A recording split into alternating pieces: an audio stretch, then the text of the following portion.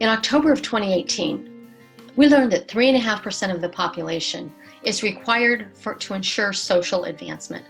And since then, we've collaborated and envisioned together on what would be the one idea that we could get 3.5% or 11 to 12 million people to agree upon.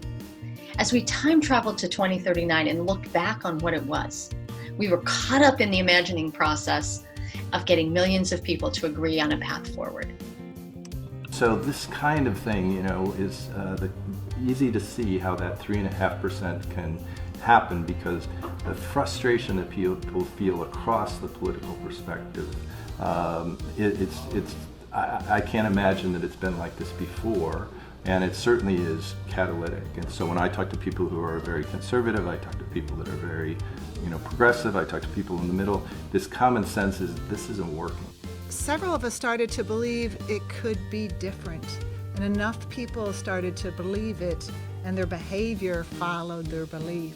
And so people started having conversations with people that they didn't used to talk to, and people started voting, and people started caring not about accumulating more wealth and power, but designing and living into our democracy in a way where we value everybody and that we are focused on a greater good than individual and personal wealth. And I'm so glad that happened. But we've gotten so much smarter since then. In the last 20 years, we've gotten smarter about what it is to be a citizen in a democracy and how not to let ourselves be duped and tricked into disliking one another. Because we know now that that separating us makes us weaker, and bringing us together makes us stronger.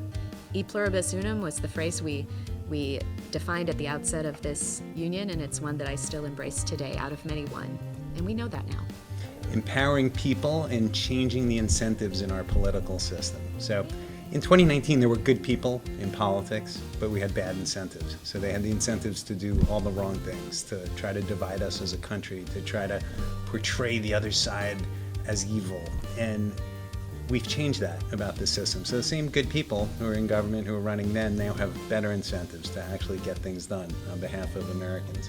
And I think that is why the future looks better if we can give it a chance to grow. Absolutely. But we have to give it a chance to grow. Yeah. We can't stifle it now. Coming here, I feel like I'm not alone anymore. There's a lot of groups of people that are working towards building better relationships with one another and better relationships in government, and helping to bring a better North America. So join us.